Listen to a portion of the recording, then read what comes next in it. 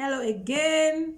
It's me, Beatrice, and we are still on our wedding series. So this is part 2 of our wedding series. And our part 1, we spoke about things that you should do when you're planning to get married. Those are the first things you should do, like 6 months or 1 year down the line. You should have sorted those things out. So today I want to bring to your notice, I have five things that I think makes or break a wedding. They are tiny things, so 5 tiny things that will make or break a wedding. When I say a wedding, I mean like the ceremony, the day of the wedding. It's not like things building up to the wedding, the day of the wedding. 5 small things that will make or break your wedding, the celebration of itself, so to speak. The number 1 thing that will make or break a wedding that I think people don't pay attention to, and when it goes wrong, I cringe, like, what's going on? Number 1, the PA system. I know you can relate. The PA system is such a tiny budget line in a wedding that people usually will just say, there is a PA system down the road, let's just go and take that guy and come to the wedding. Now listen to me. You have spent a lot of money on your wedding. You have spent a lot of money planning it, a lot of time. A lot of people have been invited. And you think the PA system you can just get from the guy down the road. That is one tiny thing in a wedding that can break a wedding. I have been to weddings where the chairperson or the MC is trying to speak on the mic and it will not just bulge. And there's no backup mic. There is nothing. Like, people will just be sitting there looking at you like, what's going on? So it is small, it is really tiny. But I encourage you, either you are doing the planning for yourself or you are asking somebody to plan on your behalf, please do not take for granted the PA system. If it costs you to do a test run, or if it costs you to have been in an event where this person or this PA system owner is playing, or whatever the case may be, please make sure you have evidence that it is working. Because I think it's heart-rending that everything is beautiful. You have a beautiful ambience. The hall is beautiful. Everything, this food is, good. There are drinks flowing. And they say, let's come and dance, or let's come and talk. Poof. So it's tiny. It's really tiny. But it can make or break a wedding. The number 2 thing that I also have seen in a lot of weddings, and it makes me cringe, is rugs. Do you know these aisle rugs? If the aisle rug is filthy, please don't use it. It's not by force. If the aisle rug is not laid properly, please don't use it. I have seen a bride fail. Like, not that fail that you just fall like, it sex you. She fell like a bag of rice. Why? Because somebody chose to say, paupa, if we put rug na, if we put aisle carpet. If the aisle carpet is not well fitted, it is not well fitted on the floor so that you can walk there without there being any folds that will make either servers fall, ushers fall, or even the bridal party fall. Please don't use it. These are things that mess up weddings. I was at a wedding at I don't know if if I say the name, I would be wrong to do that. But it's along the beach, and the hall is separated by a stair. So there's a down part and there is an upstairs, and they insisted on putting that rug. Like, I entered the hall and I saw it, and I called one of the best men. I said, you have to take off this rug because there's a fold. There's a fold on the corner that leads to where the bride and the groom are supposed to sit. I told them, you have to take this thing out. They did not do it. And some lady that has her heels, chuku, that lady fell for nothing. Why? Because there's this fixation that there has to be a rug. A rug has to be cleaned, first of all, if you have to use it. And it has to be well fitted. If it is not well fitted, it's not worth it. So that is something that's ruined weddings. It just makes people, tiptoeing to even walk. Like, you want to party, take tail. I'm sorry, it's not funny. But I've been there. Because I remember that particular time, I was sitting on the edge, like you're coming up the stairs, and I was sitting like this. And I was like the rug police that day. Like, take 10, the rug fold, the rug fold. Why? Why should a guest have to be a rug police? So just feed the rug well. That rug would have been, shaped well. Allow make it like an L. Allow the one that comes to the stairs to be straight, and then the other one goes straight. But you don't want to cut it, so they fold it. Come on, man. Okay? So just pay attention to that. I don't want another bride to fall. Those things, they ruin weddings. Trust me. I've seen it. The number 3 thing is the MC. The MC is, I get the fact that people want comedians when they have a wedding, because they think comedians bring laughter, ease. But it's also dependent on the kind of wedding you're going for. Some people want like a classic, something where music will be playing intermittently. You have somebody that, have that kind of phonetic English speaking. However, if you are to bring a comedian to your event, comedy does not mean being crazy. Comedy is being in a suit and representing what my wedding represents. If the groom is wearing a good suit, and I have invited you to a 4 or 5-star hotel to be in my event, please tell this MC that you cannot come to my event wearing jeans and a t-shirt. That is just me. Because sometimes there is no demand on the place you have paid your money, because you pay them, but you don't place a demand on what you're looking for or what you want to see. And they will come there, and without your consent, they will bring all sorts of people. So now you have to assess yourself, the crowd you are catering to, the kind of event you want to look back at, because that is why we have weddings. That is why we have these elaborate things, so we can look back on that day and say, oh, I did well. So be sure to know what you want, and make sure you tell your MC or your chairman, whatever you call them, that this is what I want. I am not going to stop you to bring in side attractions or this and that, but these your side attractions have to be a certain type of people. I cannot have old people in the audience and you bring somebody that will be sending fire in the air and giving people hypertension. No. You should be able to tell them. That is why I say you need a planner, because a planner will tell them now without feeling the need to feel any sorts of way like, I'm just doing my job. This is what I want. This is what I'm paying for. Another thing that I've seen with chair people or whatever is that thing that they call for money. I think that has to go through the bride and the groom. So these are some of the things that will ruin your wedding. You look back and you're like, I wish they did not, compel people to come and spray me money, or to come and like East versus. They know how they do it, like Yahoo versus Oko. Come and put money here. Come and put.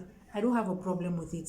All I am saying is, you have to pass it through the bride and groom. But if they don't pass it through you, make sure you put a demand where your money is going. It's your wedding, for goodness sake. I have seen people walk away from weddings because the chairperson or the MC was just going on, bringing all sorts of games, even at 12 midnight. And let's come and play a game. No, it's not your wedding. You are called to do a job.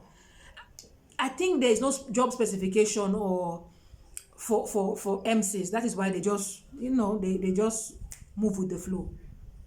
I think it's high time that instead of allowing them to just, do what they feel like doing, let's place a demand on anybody that is being an MC for your program. Tell them, it is what I want. This is what I want you to do. This one will make me feel better.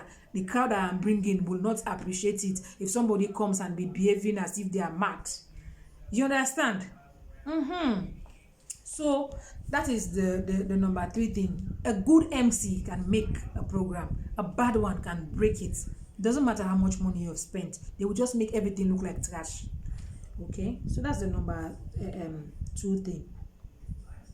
That's the third thing. The fourth thing is to have good service.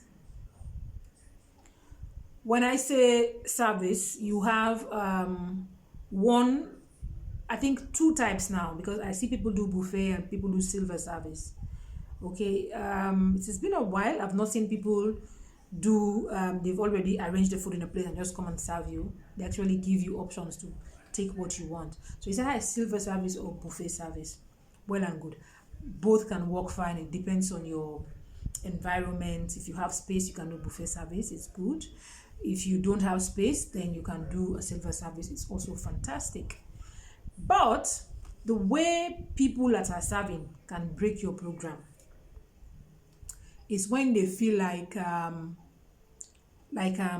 it is war to serve. You know, when they say somebody that is serving food feels like they are the president for that moment. I was planning a wedding and then I called for a meeting. I said, okay, let's just try to see what everybody will be doing during the wedding.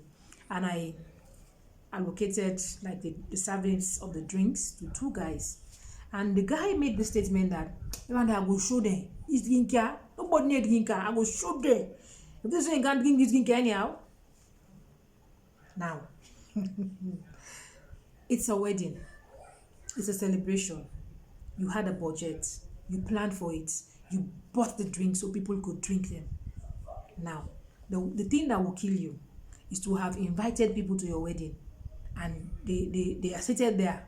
They don't have food. They don't have drink. Not because food is not there. Not because drinks are not there. But because there is somebody there that say, I go treat them. These are not good drinker. So servers, don't take it for granted. Like, don't take it for granted. If you have a wedding, you have a planner. These are the small things that will break your wedding. Like, call them to the table. Like, this thing, I have done this for these people. Make sure they get it. So what I usually do when I plan weddings, if it is family or it is friends that do the service, I allocate friends per table. Like, you should be standing near this table. Make sure that the people on this table are well fed. They always have drinks. If they want something, they beckon you and you make sure they have what they want. Okay? But if you meet a set of servers that have these popo bags, that have these rest bags. I've been to a wedding. I was also planning the wedding, so I had to stay back. Even after everybody has gone, I have to stay back because I had some rentals I had to pack, make sure the rentals were intact. These ladies that came to serve, they literally like have half of the food in their bags. It's not like popo bago, like, do you know these bags, the rice bag? They stole spoons, cups, plates, and it's also a rental around the beach. And I say, yeah, today we conco safe now. And we are like standing there. I say, you can steal now the food because nobody's going to eat it. You can take it to your house, but you cannot steal somebody's plate. I rented this plate. I need to give back this place to the person that has them. So they can break your wedding. They can literally break your wedding. I remember at my own wedding, and I had a planner. Well, she was a caterer, but she was also family, so she helped a lot. And just during the first batch of serving, she met these boys that she had employed for the night. They were trying to like ferry their bags full of drinks to hide it, I think, somewhere in the dark. And she saw them, and immediately she fired them. You know, I knew this now in retrospect after everything. She said I had to fire some guys on the spot, like they were stealing the drinks. Like, the people that I called have not even drank the drinks, and you're stealing them. So servers can make, that's a teeny tiny bit of the wedding. You know, they are not even the budget you put for food. They are not the budget you put. They are just there to give the people. If they mess up the entire wedding. Number 4. Open your ear. Don't take it for granted. Tell them. Okay. So this one, I think it's tiny, but it's also huge to some certain extent. Weather. The weather. This weather that you're seeing like this. If I say the story now, the person that got married, if she watches this video, she will know I'm referring to her wedding. So we are invited to this wedding. Beautiful ambience. And it was an outdoor wedding. So we sat down. The weather was like, yeah, okay, it's just cool breeze, little clouds here and there. And 5 minutes for the bride to enter, it started pouring. It started raining heavily. And who go take cake? The cake was standing under the rain. It was dripping. Everybody was taking their everybody was just finding cover. And the place also did not have like an alternative shade where you could hide. It's just a little bar. So we had to run to the bar. Everybody was like just screeching. So everything was ruined. So you never like budget for the weather, but you know that you're getting married in the raining season. You know you're getting married in the time that it might rain. Don't take that risk. Period. I'm not even going to advise you otherwise. If you're getting married in the rainy season, go for an indoor venue. Go for an indoor venue. You don't have a, how do they call it? Meteorological thing that do the weather. Yeah. It's not sound. It's not good. Even if Google tells you they are not accurate because they have not forecast the weather from the Sierra Leone standpoint. So don't say, oh, I've looked at the weather on that day, it's going to be sunny. Sierra Leone weather, especially in September, it is the craziest. August, September is the craziest weather. It will be sunny just now, and maybe I will leave here and go to Lomé and it will be rainy. So don't take that for granted. Don't let somebody tell you that, oh, they don't watch and say go. If you are getting married in the raining season, just find an indoor venue. Period. That one, there's no two way to it. Take my advice for it. Whether it rained, whether it was dry, better safe than sorry. Better safe than sorry. That lady, I think she will have to redo her wedding because it was a beautiful, beautiful setting. Ruined in a matter of seconds. Rain everywhere.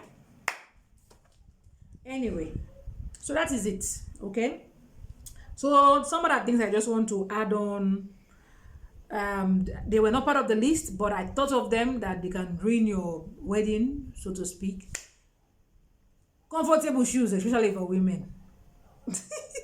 If you know, for example, you're getting married outdoor, and you know the outdoor, that the soil is soft, don't wear pointed heels. It makes you uncomfortable because when you step on it, it goes into the soil, and then you want to lift your feet, the shoes will stay in the soil, and then you will lift your feet, maybe you will tumble and you want to fall. So small things. Do you want an outdoor wedding? Make sure you have the shoes to match. Don't wear tight shoes on your wedding. Don't wear tight shoes. Don't do it. If you are going to wear tight shoes, make sure you have the best flat sandals. You can even buy cheap ones and then bedazzle them with, these silver things. Maybe I can do a DIY for you on how to bedazzle like really cheap shoes and just make them really fancy. So you were seated in a reception and you just slip on your simple shoes. Sometimes you even have long gowns and nobody sees your shoes. But shoes, I have seen shoes make somebody fell again, because she was wearing this really thin heel and the place was really, the soil was really wet. Just know your wedding, know your surroundings. Take everything into cognizance when you're planning so you don't fall into such traps. Another thing is that because this is just an addendum, is the lighting. The lighting. I know a lot of halls were not meant to have events in the night. But because most receptions happen in the night, you find out that the lights are supposed to be brighter on the high table or the table where the bride and groom are seated. Usually that is not the case. If that is not the case, and you have a professional photographer, they will bring their own lighting. And if they bring their own lighting, it will make you sweat and the pictures don't come out as wow or amazing. And the heat from that light, I had that on my wedding. The heat was too much. So also check the lighting. Check the lighting, make sure that where you're going to be seated is well lit. It does not cost you much to, put two cables and have two big bulbs on each end so that everybody can take a picture and just, have a beautiful wedding. Number two thing about lighting is that because Sierra Leone lights not steady, make sure if you're renting a place, make sure you ask them to have a backup generator. Just have it. Have a backup generator. Make sure that if NPA, EDSA now, is doing shakara, so that they can put it on and your event will be smooth sailing. I wanted to say another point was unsolicited photographers, but that when people go shout at me, you don't want us to take pictures, but I find it annoying. Personally, I don't know how you find it. Tell me on the comment section if you find it annoying. I think that if somebody is getting married and they have hired professional photographers, when there are important segments in the wedding which these professional photographers have to take these pictures, I just think it is nice to tell the audience that we have a professional set of people here that wants to take pictures. Don't get up from your seats and be in their face and clog them. Maybe there's a picture that you're the bride and the groom that should be there, and you will see all sorts of hands because people are projecting them. Like, these are just subtle things. Maybe if you have a good MC, they will tell you that now the bride and the groom are entering the hall. However, they have contracted professional photographers. Please stay in your seat if you want to take pictures. Don't come out of the aisle. Don't ruin the moment. Enjoy the day and just allow the thing to progress well. I've spoken too much. I said this thing will be 15 minutes and now look at it, 22 minutes. Anyway, thank you. Think about those things if you're getting married. Leave me a comment. Subscribe to my channel. How many times do I have to tell you? Subscribe. I even made a teacup for myself. There's no tea in it, but I'll fake it. Thank you. Bye.